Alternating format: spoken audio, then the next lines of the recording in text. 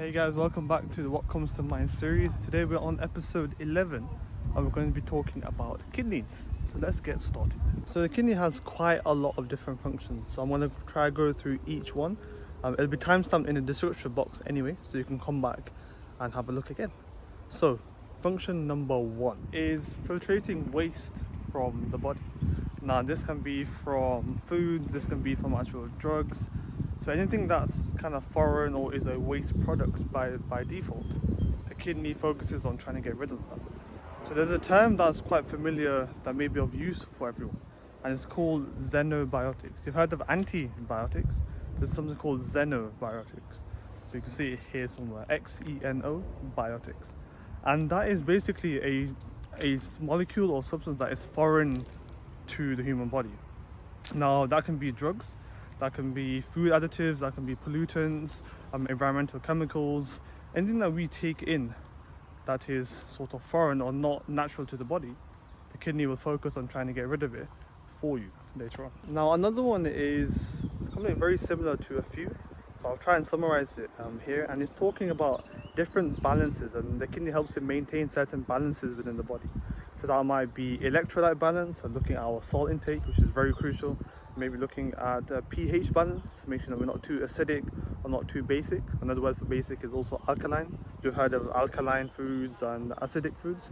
So you can think of acid balance and alkaline balance. But then another one in terms of blood pressure. These are all forms of balances and maintaining the sort of balance within the body. Now with blood pressure, the kidney helps to work with the liver in this context, and it helps to secrete a certain enzyme known as renin. Now you may see in some blood pressure medications the term ACE inhibitor. Now what that basically stands for, it stands for angiotensin converting enzyme. And it's an enzyme that converts a protein that's made from the liver to help constrict blood vessels. So if you inhibit that enzyme, you stop the body constricting the blood vessels and you help to keep it nice and open.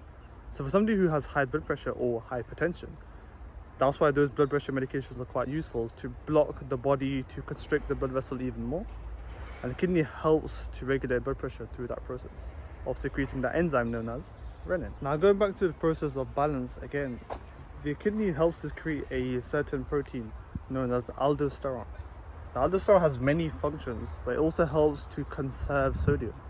So for water balance, for osmolality, so looking at water balance, looking at electrolyte imbalance, salt is really crucial. Sodium and salt is really crucial. So the kidney helps to filtrate that. So it's already quite a few functions already. So we mentioned about getting rid of waste in the body, which is one area. We talked about maintaining balance, and the kidney helps to maintain certain balances within the body. There's also two other very interesting benefits or uses that the kidney has. And number one, it actually helps to produce red blood cells. The kidneys do this by secreting a hormone known as erythropoietin, now also known as EPO. And this helps to trigger and produce new red blood cells. And you might have heard the name or the acronym EPO before in the athletic world, because unfortunately some long distance athletes utilize this as a form of dosing, or doping even, where they use it to increase the amount of red blood cells they have, artificially and not like legally. So then they end up producing more red blood cells, they have more oxygen to produce, to use, and then they end up having to respire for longer, they can exercise for longer, and they can carry on within whatever event they're doing for a lot longer. So you've seen anabolic steroids for some sort of doping. EPO is used quite a lot in the long distance athletic world, which is quite interesting. And this last function is related to what I've been doing for the past 13-14 days, which is getting vitamin D. So as much as I'm trying to absorb as much as I can at the moment and enjoying the sun and clearly tanning. Am I tanning? Can you tell? Watch like the first video and then watch the one now and then tell me if I've actually tanned. Love to know. But in terms of vitamin D, the kidney actually has a lot of vitamin D receptors, and it helps to convert the vitamin D that we take via whichever sources, helps to convert it into an active form so we can make use of absorbing calcium and improving bone growth, which is one of the main functions of vitamin D. So it's quite interesting that one or two, because we have two kidneys, two kidneys, that you go from balancing certain key homeostasis molecules, or whether it's salt, blood pressure, making red blood cells, vitamin D. There's quite a lot of functions that the kidney is responsible for doing, as well as removing waste, which is, let's see if you remember, xenobiotics. Quite a cool word, isn't it?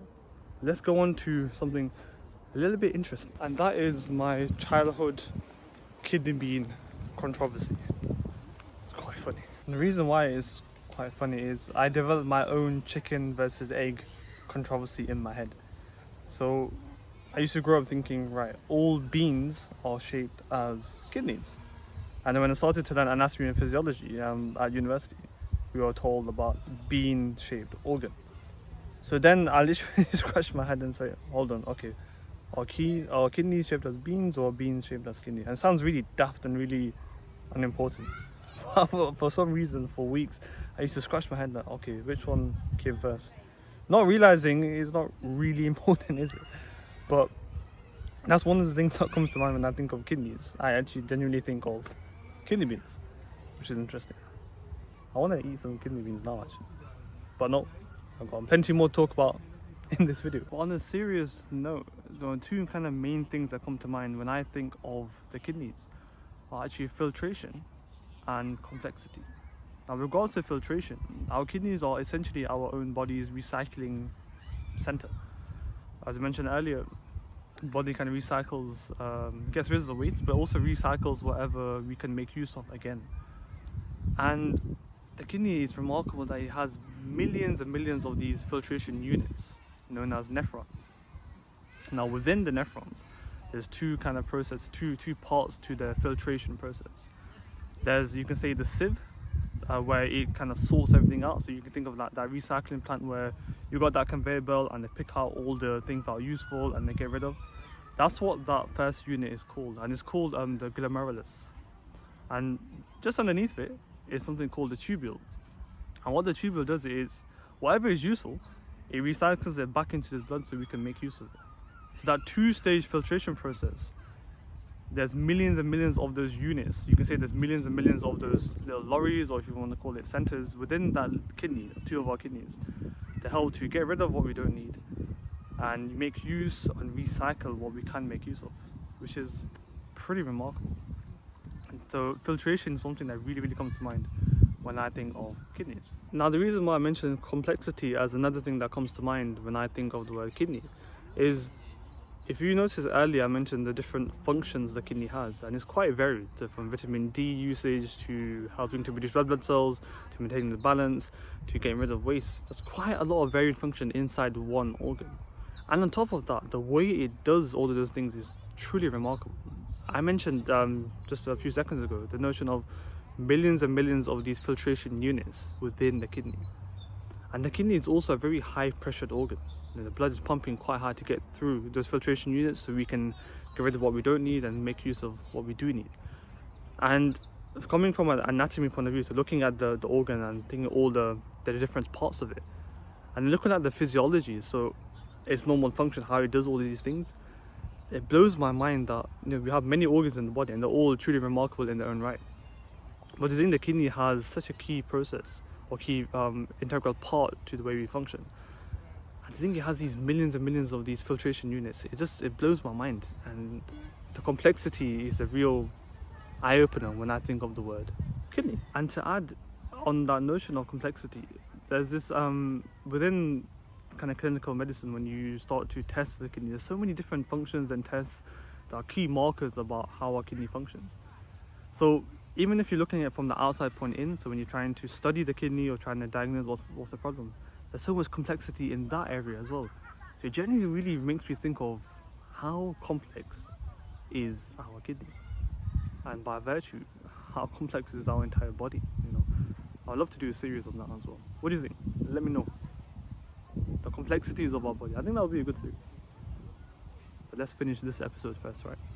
Now, despite being so complex, the kidney can get damaged quite easily and quite often without realizing. And there's many reasons the kidney can become overworked and potentially damaged. and it then sets the foundation for those diseases which I'll talk about in a minute.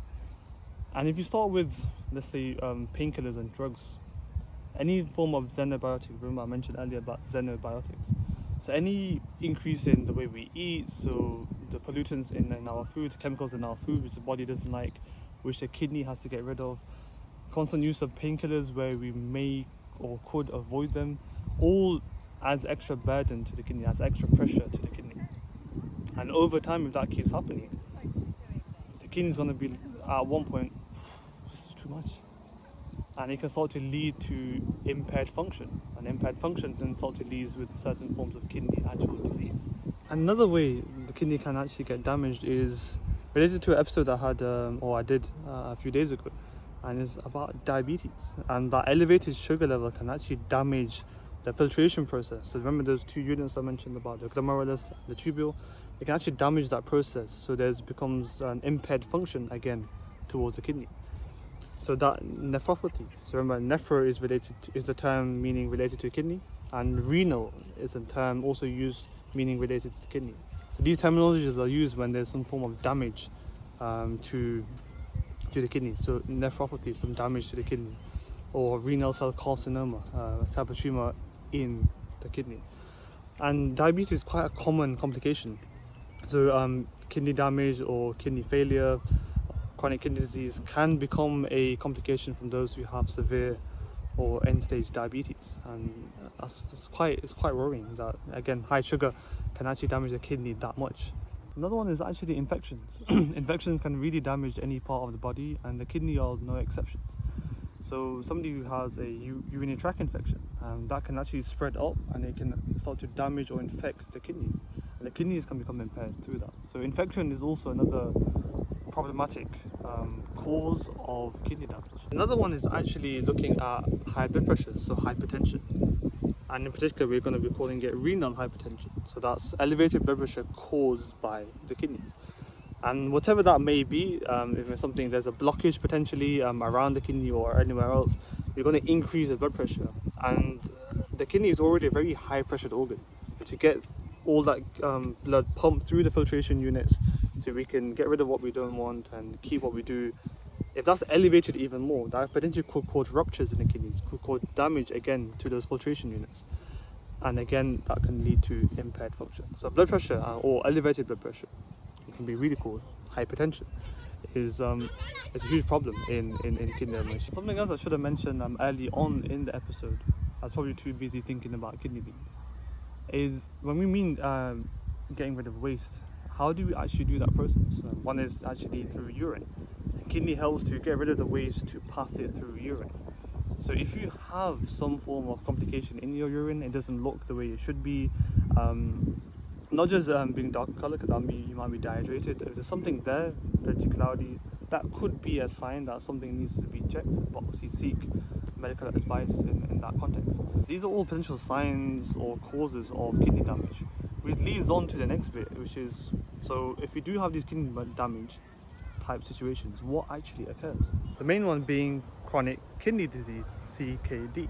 But there's also complications like kidney stones, and even another quite long word, I'll put it here, but it's known as glomerulonephritis.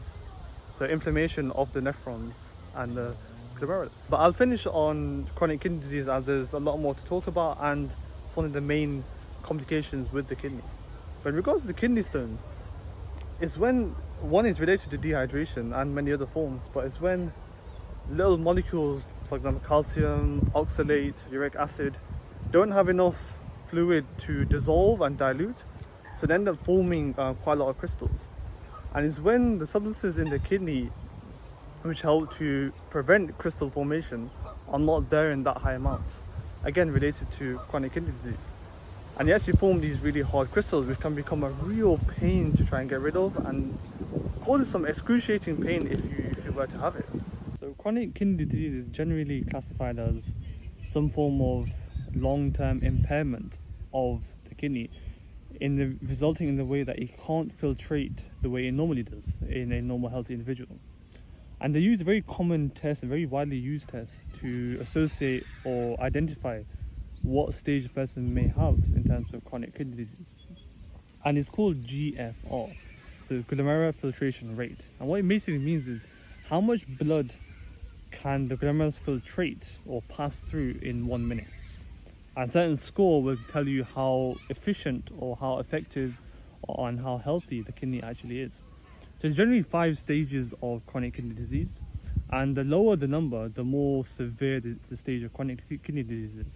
So if you've got to have a general level of above 90, it's generally quite healthy. And we start to go below 90, and in certain stages it becomes stage 1 kidney CKD, so chronic kidney disease, stage 2, 3, 4, 5. And when it gets to a level below 15, it then becomes a very severe, very life-threatening form of chronic kidney disease, most likely relating to kidney failure, which is, again, something nobody wants. So that's why chronic kidney disease can arise over time, and it can get worse and worse if not looked after, or if possible, trying to prevent, as I mentioned earlier, about those roots of kidney damage, which we can try and prevent where possible. Chronic kidney disease is extremely common around the world, and it's something that we obviously can't live without. However, compared to other organs, we thankfully have 2 kidneys. You see in the title is kidneys, not kidney. The reason why is, unlike other organs, we don't have 2 hearts, we do have 2 lungs, but we have 2 kidneys, and we can actually function very well on one. But why waste a kidney? You know, we can function obviously a lot better with 2. So even though we have, as you could say, a spare one, I don't think any of us want to be in that situation where we have to rely on just 1 kidney. So what are some of the ways we can actually protect our kidneys so we can reduce or minimize our risk of forming those complications which we don't obviously want? And one now is generally keeping hydrated. And even though we may know about it, I hope in these videos you can start to see what is the actual reason behind eating healthy for this particular organ or keeping hydrated for this particular organ, because then you start to connect the dots. And in my understanding is, if you're able to connect more dots, it becomes more relatable, it becomes more, you can remember it a lot quicker and a lot better, and more importantly, you can internalize and implement it a lot better. So keeping hydrated, so we prevent those kidney stone complications potentially. We can also prevent our kidney becoming exhausted, you know, helping to keep that blood flowing, helping to keep that plasma concentration nice and healthy, and helping to keep the balance for those different balances I mentioned earlier, helping the kidney to do that a lot easier than stressing on a lack of fluids and a lack of fluids to utilize. Another one is actually those xenobiotics we talked about. So the notion of extra drugs that we have to take that we could potentially try and avoid, certain foods that are quite processed and heavy in foreign chemicals that our kidney has to try and get rid of. Similar to what I mentioned earlier about insulin and getting our body to produce more insulin than it actually requires or what it should do, same applies to our kidney. So getting the kidney to overfiltrate or filtrate more than it actually should, because of what we're pumping into our body. So generally, this is why looking at how we eat actually affects the kidneys as well, not just the heart, the lungs, the pancreas, and many other organs. It affects the kidney quite often as well. So looking at minimizing the amount of processed, man-made type chemicals that are found in certain foods and drinks that our body and our kidney in particular has to filtrate out. So the less we get our kidney to filtrate out, the healthier it's going to be over long term, you know, within reason. So that's why those xenobiotics, so certain foods, certain drugs, are also really useful. So guys, there we go. There's a bit of a one-stop shop about what comes to mind when I think of the word kidneys, and some hopefully helpful advice and pieces of information that you can hopefully make use of.